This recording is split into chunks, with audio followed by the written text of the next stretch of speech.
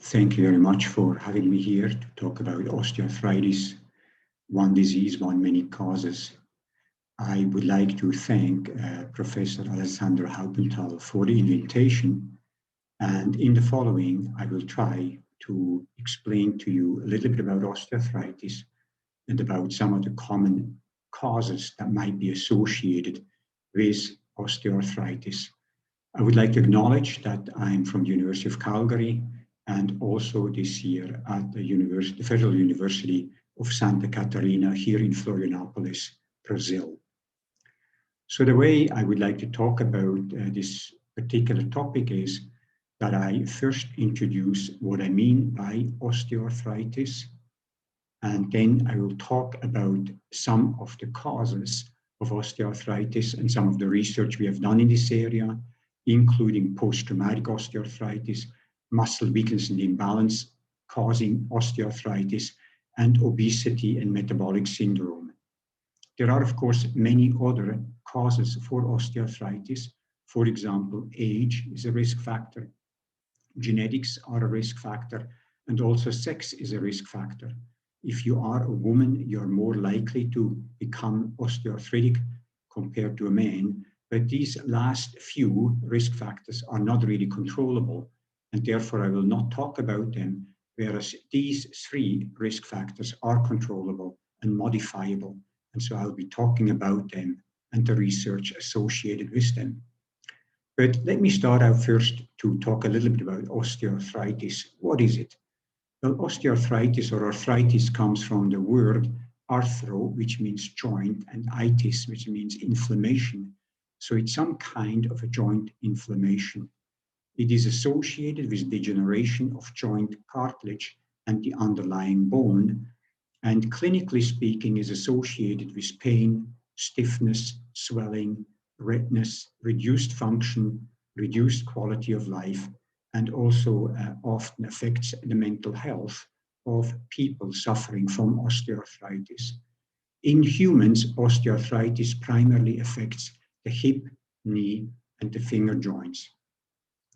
In Canada, where I'm originally from, 1 out of 5 people is affected with osteoarthritis.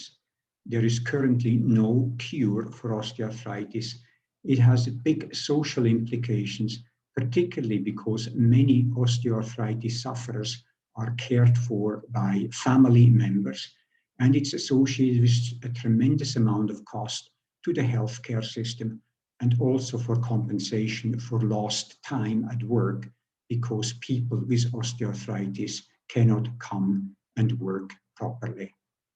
Here we have an example of a knee joint deformation that is caused by osteoarthritis. And here we have an example of swollen and red finger joints that is also caused by osteoarthritis. Schematically speaking, osteoarthritis looks like this. So here we have a healthy joint, and here we have an osteoarthritic joint. And in osteoarthritis, there's a loss of articular cartilage that forms at the end of the bones. There are bone spurs, also referred to as osteophytes. And then very often this is associated with a narrowing of the joint space, and that is typically seen on clinical x-rays and is identified by clinical x-rays. So let me go to the first topic, the post-traumatic osteoarthritis. What do we mean by that? Well, post-traumatic osteoarthritis is a form of osteoarthritis that follows an injury to the joint.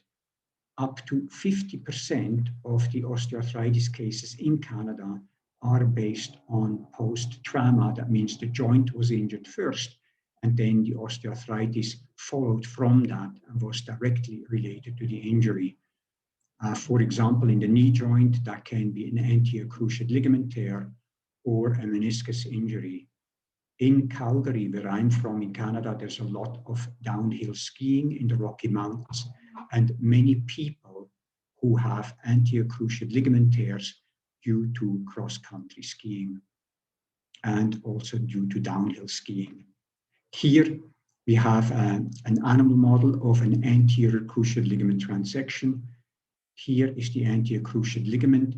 It goes from the posterior part of the femur to the anterior part of the tibia.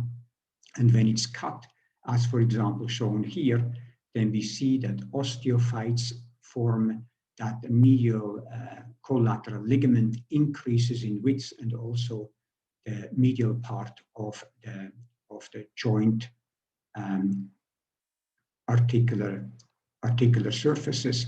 And then after 2 years approximately, we see very distinct holes in the articular cartilage. So there's severe cartilage erosion from the medial tibial plateau in this particular example. And here we have a histological slide that shows a break of the nice surface area of the joint here in the tibia of a rat. And here you also see fizzling out and the destruction of the meniscus in this particular knee joint of a rat. So when we did a first study on post-traumatic osteoarthritis, we did this through anterior cruciate ligament transection in cats. And we were interested in what happens to the muscle forces, the muscle activation, cartilage thickness, cartilage property, and to the contact properties in the joint when you cut the anterior cruciate ligament in a cat type of a model. In order to measure the forces, we use these buckle type tendon transducers where you have a strain gauge here on top and at the bottom. And when you have a tendon that goes through this buckle and force is exerted by the muscle, then this sensor deforms, and that can be measured by the strain gauges, which then is transmitted via these cables to a recording unit. For the patellar tendon, we used a different type of a design of a force transducer. We have a kind of like an omega-shaped, what is called an implantable force transducer. It's called implantable because this force transducer goes directly into the patellar tendon, as shown here, into a little pocket. And when force is exerted by the muscle, then this pocket narrows, the transducer is crushed and flattened, and by having strain gauges on top and the bottom of the transducer here and here, we then see a change in strain that then can be transferred into a corresponding force by appropriate calibration of the transducer. Here we have a buckle type tendon transducer on the medial gastrocnemius tendon of a cat, and you see how the tendon weaves through the particular buckle transducer. This is an illustration of the electromyographical electrodes, the EMG electrodes that we use. This is Teflon coated wires. We remove the Teflon coating at the last millimeter of these wires at two ends and get a bipolar electrode. Here we have a suture, and with this suture we pull this electrode inside the muscle of the animal. We fix it inside the animal and then can do chronic recording of electromyographical activity. And so here, for example, you have an instrumented cat that's walking on a treadmill, and you see that we have here 4 forces and 4 corresponding electromyographical signals that we measure in this walking animal. And we can do that before and after anterior cruciate ligament transection. So here are some results. So these are gastrocnemius forces and quadriceps forces. On the left-hand side here, we have before anterior cruciate ligament transection. And here we have the corresponding forces on the right-hand side, 2 weeks after anterior cruciate ligament transection. And you can very easily see that the force here, which is about 12 to 15 newtons as a peak, is about 5 newtons, so it's vastly reduced. And similarly, the quadriceps force from about 150 newtons is vastly reduced to about 50 newtons here. So you lose about 2/3 of the force very shortly within surgery of removing the anterior cruciate ligament. We also, as I said, measure the electromyographical activity. And here is, for example, the vastus lateralis EMG. And as you can see, during the stance phase before anterior cruciate ligament transection, we have a continuous signal, whereas after the anterior cruciate ligament transection, again 2 weeks after, we have these very distinct onset and offset, these very distinct bursts of electromyographical activity that are not continuous and then cause these jaggedy spikes that you see here, these jerky forces in the quadriceps muscle. We also looked at some of the knee flexor muscles. Here, for example, the semitendinosus, EMG. And as you can see, before anterior cruciate ligament transection, we have one big burst here, and a big burst here, and a big burst there. And this big burst is also always associated with the end of the stance phase. Whereas after anterior cruciate ligament transection, as shown here, not only do we have a burst at the end of the stance phase, but we also have a burst at the beginning of the stance phase, as shown here, and here, and here, and here, indicating that the semitendinosus muscle is active right at the beginning of the stance phase. And the semitendinosus going into the back of the tibia will pull back the tibia at this part of the stance phase, and therefore essentially fulfill the role that normally the anterior cruciate ligament had.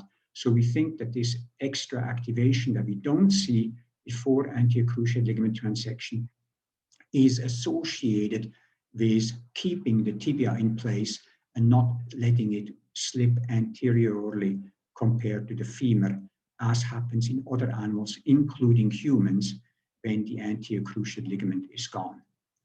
We also measure the ground reaction forces here before anterior cruciate ligament transection, and here 1 week and 3 weeks and 3 months, up to 12 months after anterior cruciate ligament transection.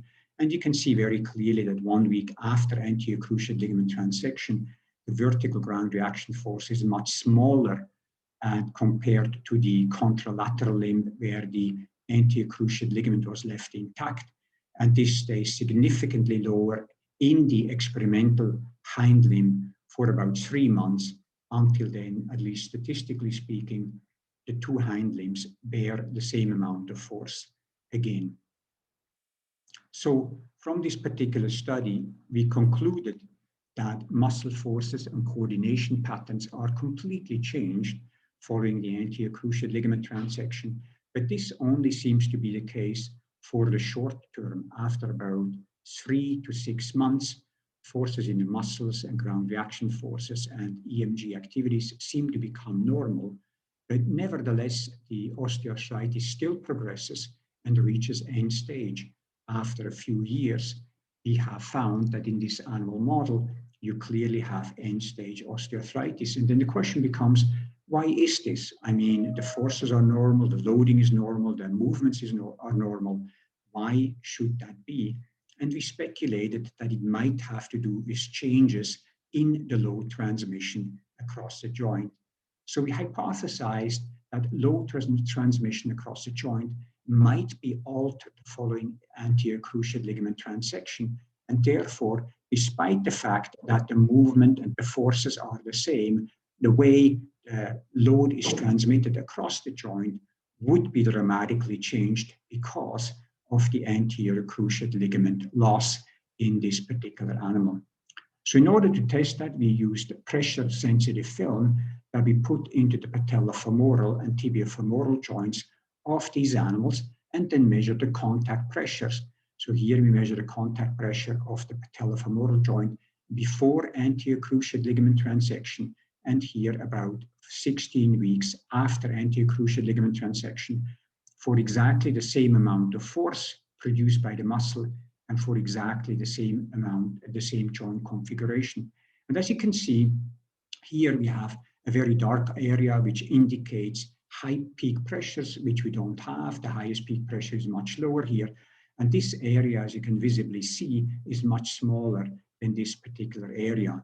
And we did this in 38 independent observations and found the same result.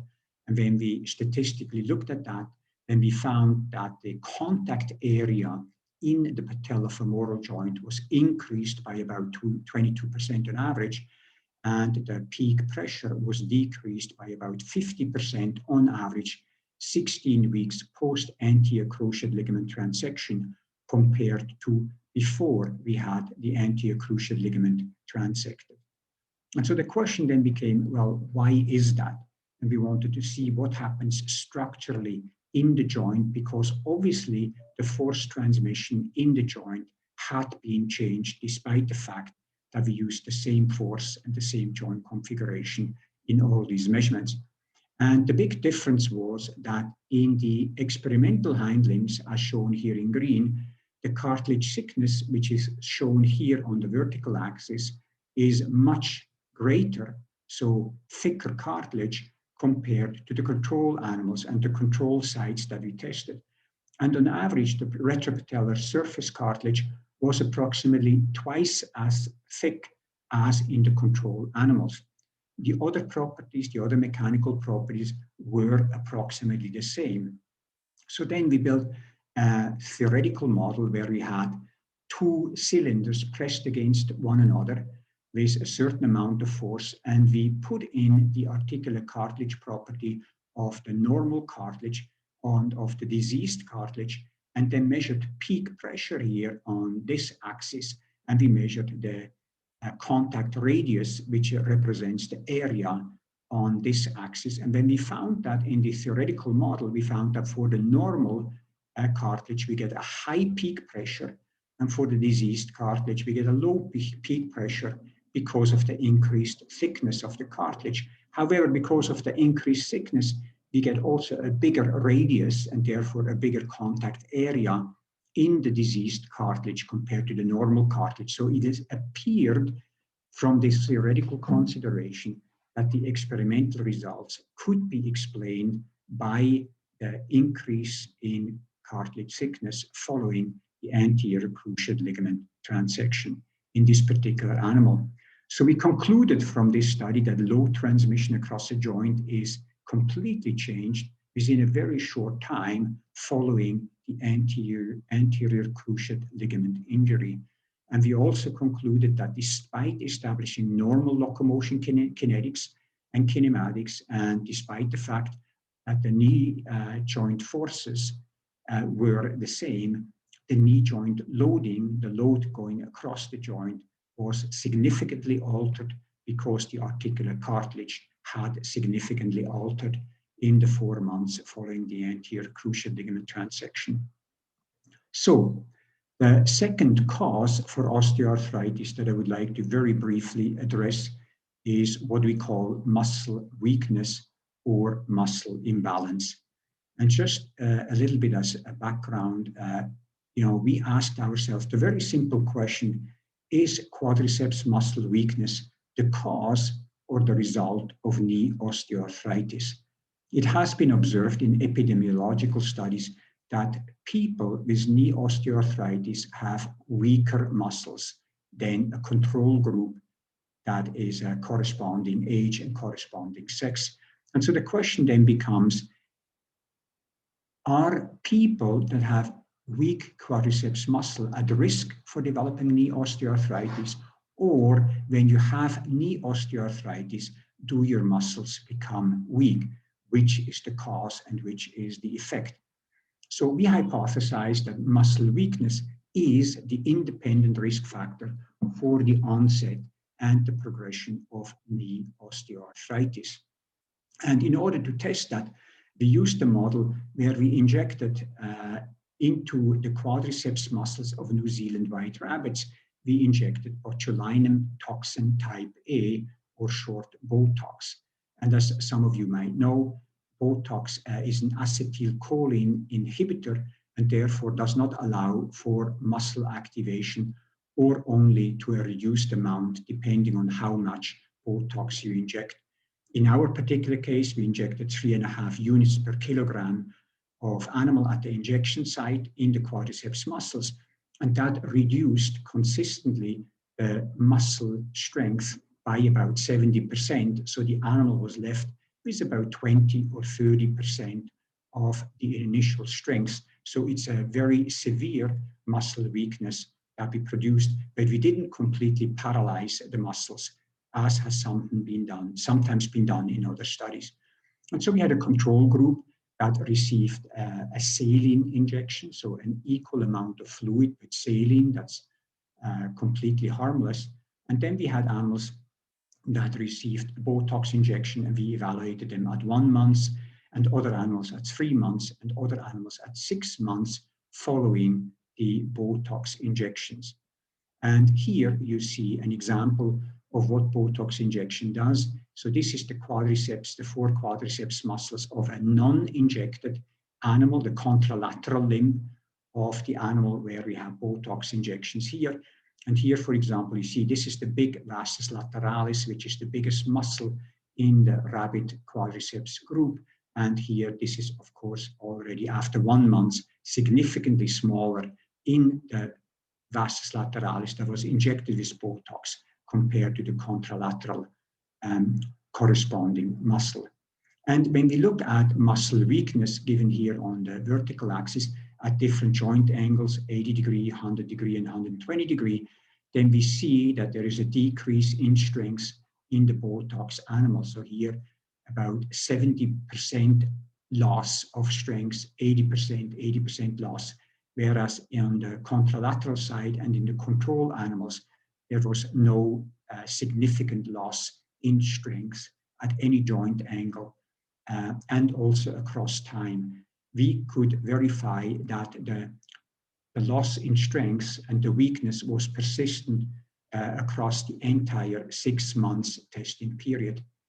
And when we opened up joints, then we saw discolorization, slight redness, and also some surface roughness on the tibial plateau and other parts of the knee joint as shortly as 4 weeks or 1 month after the Botox injection and the muscle weakness was induced. And when we looked histologically at the muscles, we saw a very distinct difference. Here we have a control muscle where the dark area indicates contractile material and the white area indicates the muscle matrix. So like the fascial layers and the epimysium and perimysium. And here we have an experimental muscle, and you see by eye that the contractile material, the black part, is much less compared to here. And also that there is a lot of white, and this is primarily fat invasion into this particular muscle. And so this is a much weaker muscle compared to that one. So not only did we weaken the muscle, but the histology also of the muscle changed significantly. But what about the joint? What about the osteoarthritis development? We evaluated that using Mankin scores, and a higher score is worse. So a higher score means there is more osteoarthritis. And we looked at the Mankin score here at 4 weeks following the Botox injection. And we see that in the experimental animals, they have a score in this particular area of 2.3 to 2.6 from 12 animals. And then the control animals, they have a score, the lowest score 0.5 and the highest score 1.6. And these were 8 animals these were the control animals and these were the experimental animals. And as you can see, the highest score here, or the worst knee joint damage in the control animal, is less than the lowest score in the experimental animal, meaning each of the 12 experimental animals had a worse score and worse knee joint compared to the corresponding control animal. Needless to say that this was a highly statistically significant result.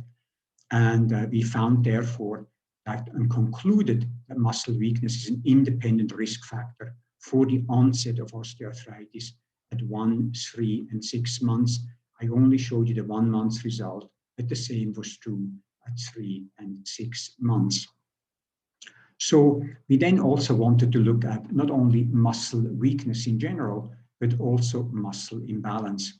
And the reason for that is that people have argued that an imbalance of the quadriceps muscles might be a risk factor for the development of osteoarthritis in the knee joint. And so here, rather than injecting the entire muscle group, the entire quadriceps group with Botox, we induced just the vastus lateralis weakness by injecting Botox into the vastus lateralis.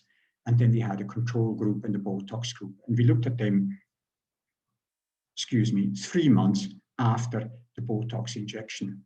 And here I just want to show the similarity between the knee joint in humans and in rabbits. So here we have the vastus lateralis, and that's here going into the lateral side of the patella. And here we have the vastus medialis going into the medial side of the patella. and the same is true for the rabbit as well. So very similar kind of a anatomy in the human knee and the animal knee. And so here we look at muscle mass, and we look at this particular graph here, because this is the Botox injection, and this is the experimental muscle mass that's only about half of the contralateral muscle mass. So the Botox injection did its trick, and it reduced the muscle mass, and it kept that particular muscle weaker, although we could not measure directly the force in that individual muscle, but the size suggests that the force was dramatically reduced. If we now look at some histological slides, and I would like you to focus just on the slides here on the right-hand side, which are blown up from the ones here. And in the control animals, we largely have a nice even staining and a nice distribution of the articular cartilage chondrocytes, the cells, whereas here in one Botox animal that received a score of 8, we have surface damage and some crack here. We have accumulations of cells. And here, another animal that got a high score because we have surface damage here. We have accumulation of cells. The staining is not uniform, and therefore this particular animal had a high score, or in other words, bad knee osteoarthritis compared to control. So again, if you look at the Mankin scores, and these are the regular Mankin scores now, and again, I remind you, higher score means worse.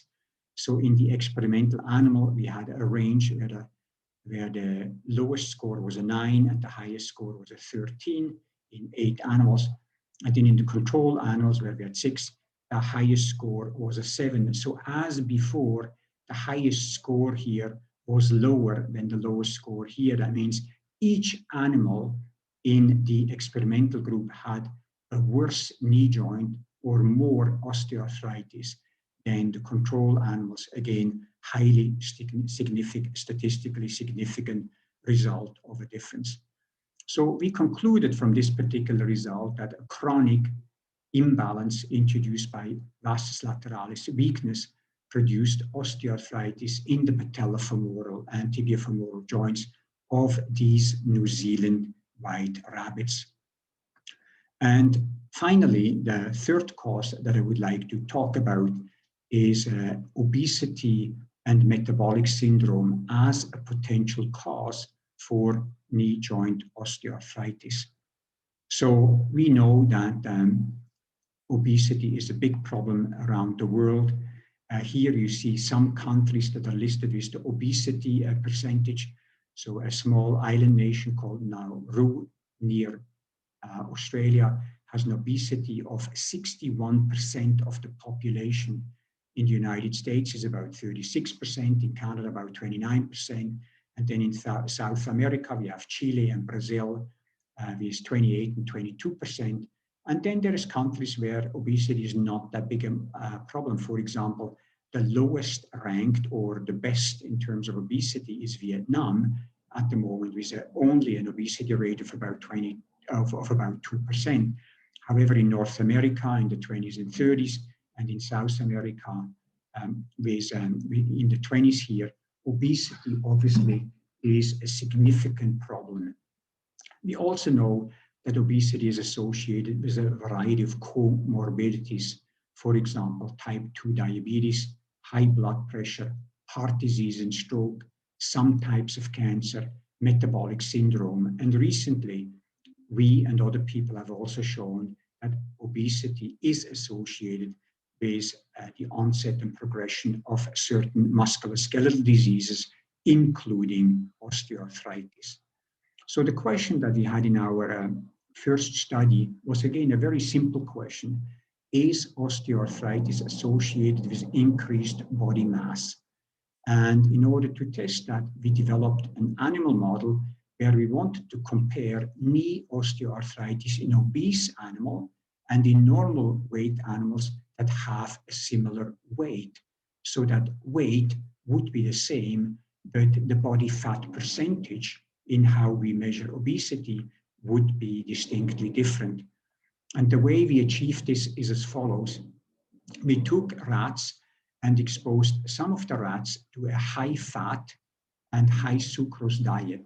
45% of the diet is in sucrose. And then we also had a control group that received the regular diet that these rats receive, that is much lower in fat and much lower in sucrose. And we followed these animals for 28 weeks on this particular diet. So the primary outcomes that we measured were the body weight, the body fat percentage using DEXA, knee osteoarthritis using histological approaches, and serum and synovial cytokines to measure the amount of chronic and systemic and local inflammation. And we also measured the gut microbiota to get an idea how that might be affected by obesity and how that might affect knee joint osteoarthritis. So we had a control group of 11 animals and started out with 21 animals that were exposed to the HFS, or the high fat sucrose diet. And then at 12 weeks, we divided these 21 animals in 7 animals that were the heaviest, and we called them obesity prone, and 7 animals that were the lightest after 12 weeks, and we called them obesity resistant, and then had them for another 16 weeks on this high fat sucrose diet, and then analyzed their joints. And so here you see an animal, and this was an obesity prone animal at the end of the 28 weeks of exposure to the high fat sucrose diet. And you can see this is a very fat rat. And then here we have an obesity resistant animal. So this animal also received the same high fat sucrose diet as this animal, but its body weight stayed lower. But as you will see, its body fat percentage also increased. And then this is a control animal that is of very similar body weight as this one, but it has much more lean body mass and lean fat because of the healthier diet that it was exposed to. So here we have some results. First, the weight of the animals in grams. So here we have the control animals, and they were about 800 grams. And the obesity resistant animals were also about 800 grams. There was no difference in weight. And the obesity prone animals, they were over a kilo. They were like 1,250 grams. So much, much heavier than these two groups of animals. However, if you now look at the obesity that we quantified with the percent of body fat, then you realize that the control animal at that age are about 30%. And the obesity resistant, so these animals with the low body weight, they are at about almost at 50%, and these are almost at 60%. So the obesity resistant and the obesity prone animals were much higher in percent body fat than the control animals. And now the question became, which of these two factors, the body weight or the percent body fat, determines the outcome of knee joint osteoarthritis? If it is the body weight, then these two animal groups should be the same, and this one should be worse because it's heavier. However, if it's the body fat percentage, then this one should be good, and these two should be bad because they both have an increased percent of body fat. And the way it turned out is that the control animals had a low Mencken score, and then the obesity resistant and the obesity prone animals had a high Mencken score that did not differ between these two groups. And in other words, therefore, it appears that it's the body fat percentage, which is similar between these two groups, that determined the amount of osteoarthritis, and not the body mass, not the weight of the animals, because these two groups are of very similar weight. So here you have the histological slides, again with a bad degeneration of the joint here, bad degeneration of the joint here, and then in the control animal, a relatively good joint. And this, of course, is a high-fat sucrose animal that was obesity resistant, and the high-fat sucrose animal that was obesity prone. So we also looked at the inflammation profiles, but I don't want to go into the details here, except that many of the inflammation markers in the synovial fluid of the knee joint, that means locally, were increased, and that many of the serum markers, that means those that indicate systemic inflammation were also increased, and many of these inflammatory markers had high relationships between the Mencken score, or the amount of osteoarthritis, and the inflammatory marker. The one that had the highest correlation was the synovial fluid IL-1 alpha inflammatory marker that was highly related to the Mencken score in a positive way. And here we also, as I said, looked at the gut microbiota. And again, I don't want to go into the details except for saying that the high-fat sucrose animals, independent if they were prone or resistant to the body mass gain, they had a distinctly different profile from the control. And as for the inflammatory markers, many of the gut microbiota markers were significantly related to the Mencken score. For example, the lactobacilli were downregulated with obesity, and they were negatively correlated with the Mencken score. That means the less lactobacilli you had, the worse your Mencken score was, exactly as one would expect in an obesity model and the gut microbiota behavior in obese animals. So we concluded from this particular study that obesity is indeed a risk factor for the onset of osteoarthritis. And it's not the increased weight that causes the osteoarthritis, but it's the inflammation and the metabolic profile and the change in the gut microbiota that seems to be responsible for causing the knee joint osteoarthritis. There were many multiple and significant associations between osteoarthritis and inflammatory markers and gut microbiota markers. And the details of these relationships, they do need assessment, and nobody has really done that properly to date. So with this high-fat sucrose diet, we also wanted to see whether or not we can help these animals that have this bad diet. So we asked the question, can exercise or a diet supplement help reduce the onset and the development of knee osteoarthritis? So again, a very simple question. And so the way we did that is that we fed these animals a high-fat sucrose diet, but now we supplemented that diet with a prebiotic fiber.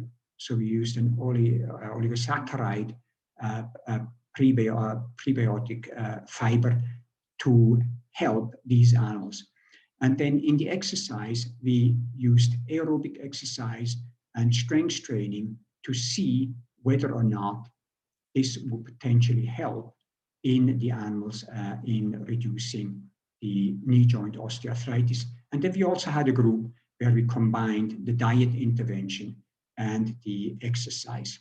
And so here you see an animal that is running on the treadmill, and the aerobically trained animals did that 30 minutes every day for the entire duration that they were exposed to the high fat and high sucrose diet. And then here we have animals in strength training. So they run up the ladder here where they have this weight attached to them, and that causes them to really have to exert a lot of force in order to get up there, and their muscles increased dramatically. And so there was a real weight exercise. And again, they did that 3 times a week for the entire duration that they were exposed to the exercise. And so here I'm going to show you some results of that particular study. So here we have the body fat percentage for the control group that I call chow. So these received the regular diet, and they had about 20% in this group. They're a bit younger, so they're not quite as big. And then the high-fat sucrose animals, they had significantly higher body fat percentage, about 32%. And then here, I just show you one of the groups. This is the high-fat sucrose with the aerobic exercise. But for the other, for the strength exercise and for the fiber diet intervention, the results were the same as here shown for the aerobic exercise. So the question became, what is the body fat percentage? And the idea was, because of the exercise, it would be the same as the chow animals, but it was not.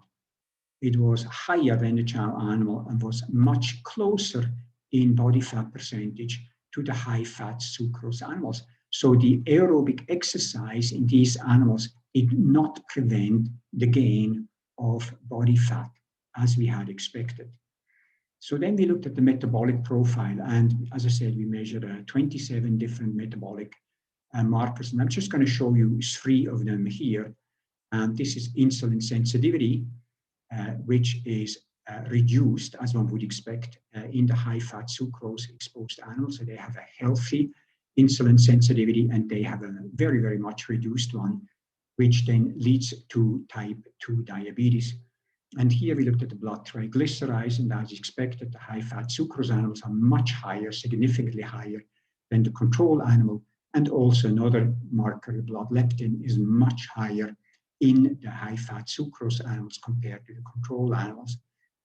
And the question now became, what about the animal that exercised, that had the high-fat sucrose like these animals, but exercised and also have this almost a similar fat percentage as these ones? So does the exercise alleviate some of that, or because they are also fatter than the control animal, did the exercise not help? And in terms of metabolic profile, we found that exercise prevents changes to the metabolic profile in the rats fed a high-fat sucrose diet. And this can be seen here. The sensitivity to insulin is the same as in the control. The blood triglycerides is the same as in the control. And the blood leptin level is also the same as in the control, and always significantly different from the high-fat sucrose animals. So metabolically speaking, even though these animals had gained body fat much more than the control animals, metabolically speaking, it seemed they were perfectly healthy. And if you now look at the knee joint integrity with the Mankin score, then we show that the control animals have a score of about 19. The high-fat sucrose animals have a score of about 50, so much, much higher. And now the question became, what about the animals that were had the high-fat sucrose diet and the exercise? So they are still much fatter than the chow animals, but they have the same metabolic profile as the chow animals. So in terms of body fat percentage, they are like these animals, but in terms of the metabolic profile, they're more like these animals. And as it turned out, they actually had a Mankin score that was significantly lower than the high-fat sucrose animals alone. So the exercise prevented the osteoarthritis development in these animals and left it about the same, in fact, even slightly lower than in the control group. So the hypothesis was that exercise prevents OA-like changes in the knee joint of rats fed the high-fat sucrose diet, and this hypothesis was accepted. Yes, indeed, exercise in this group prevented knee joint damage. So we see some slides here. This is a control animal with a beautiful histological joint. This is a high-fat sucrose animal with a bad joint that is disrupted, and the meniscus is disrupted. And then here, this is an example of a high-fat sucrose animal that received the exercise. And these 2 joints here of the control animal and the high-fat sucrose animals were essentially indistinguishable when you looked at them. So we learned from this particular study that obesity, as quantified by the percent of body fat, is a risk factor for knee osteoarthritis, but weight is not. Also, obesity is associated with systemic and local inflammation and changes in the gut microbiota, and exercise and nutritional intervention, particularly the fiber diet intervention that we used, prevented knee joint osteoarthritis in this particular animal model. So we concluded from that obesity is associated with metabolic disturbance, that obesity is a risk factor for knee osteoarthritis, and not only for the bone and joints, but it also affects muscle performance, which I did not explicitly show in this particular presentation, but it does. And exercise can offset some of these bad or maladaptive events of obesity, and so can a diet that is high in fiber, that supplements the high-fat sucrose diet. So in summary, we have these systemic contributors to metabolic osteoarthritis that is induced by a high-fat, high-sucrose diet that leads to obesity. So let's start here with our adipose tissue, where we have fat cells here that contain some macrophages. And when it's exposed, when we are exposed to high-fat sucrose diet, what happens is that these fat cells become bigger and the number of macrophages increases. And then when we continue doing that, then the adipocytes or the fat cells become stressed out, and they release adipokines that then cause muscle fibrosis and cause metabolic osteoarthritis in the knee joint. If you look at the gut microbiota that we have here, the intestinal cells, and here you have the gut microbiota, when the gut microbiota are exposed to a high-fat, high-sucrose diet, what happens is, what we observed is that there's a permeability that happens in the gut here, and so these microbial cells and these bacteria can leave through the intestinal permeability and go into the host system. And particularly, we observed lipopolysaccharide translocation from the inside of the gut into the system. And then this lipopolysaccharide, they stimulate the fat cells and stress them out. And we have, again, the same fibrosis and joint degeneration as we had before. And also the lipopolysaccharides seem to have a direct effect on joint integrity and therefore cause a joint degeneration in a very, very direct way. So we think what we have done with the fiber diet intervention, we inhibited this particular pathway. So we inhibited the leakage of the gut and the leakage of lipopolysaccharides into the system, and therefore the stimulation of the fat cells and the fibrosis and osteoarthritis in the joint. And with the exercise, we think we directly influence this pathway where the adipocyte stress was reduced, and therefore we didn't go in this particular way to muscle fibrosis, fat accumulation, and to osteoarthritis of the knee joint. So we think that both of these interventions, the fiber diet and the exercise, had the same effect, that they didn't cause and that they prevented knee joint osteoarthritis in animals that were fed a high-fat sucrose diet. But we think that the pathways are actually distinctly different in how that was achieved in this particular model. So, coming back to the very beginning, I have the outline here that I showed you at the beginning of my talk. I wanted to talk about osteoarthritis and the many causes that osteoarthritis has and the many risk factors. And some of them, not all of them, are listed here. I talked about the ones that are associated with modifiable factor. We can modify post-traumatic osteoarthritis. We can prevent injuries if you're careful. We can prevent muscle weakness and muscle imbalance by appropriate exercise, for example. And of course, we can prevent obesity and metabolic syndrome by appropriate diet, by exercise, by proper eating habits and the proper lifestyle. So these are the three causes of osteoarthritis that we have studied and that I wanted to talk about. But of course, as I said, there is also some factors shown down here that are not directly modifiable. And then, of course, there is other causes of what might be causing osteoarthritis. But the message that I wanted to get across here is that people have osteoarthritis. 1 of 5 people in Canada has osteoarthritis, but the way the osteoarthritis comes about might be very different, and therefore the way it has to be treated or has to be approached or might be prevented also has to be different depending on what is the cause of the osteoarthritis. So with this, I come to the end of my talk, and I would just like to briefly acknowledge Tim Leonard and Evelyn Hasler, who were primarily responsible for doing the work that I showed on post-traumatic osteoarthritis. And then I would like to acknowledge Raphael Fortuna, David Longino, Cy Frank, and Christian Egloff, who were primarily responsible for the results that I showed on the muscle weakness and muscle imbalance. Please note that Raphael Fortuna originally was from Porto Alegre. He's still now in Calgary, not with me, but doing a postdoctoral fellowship with one of my colleagues. And then also I would like to acknowledge Kelsey Collin, Jacqueline Rios, Ruth Ratten, and David Hart, who were primarily responsible for the work that I showed on the obesity and metabolic syndrome model. And again, I would like to acknowledge specifically Jacqueline Rios, who is from here, Florianopolis. She was a graduate student at UDESCI and then did her PhD with me, finished up about a year ago, and now does postdoctoral research in the Netherlands, in Europe.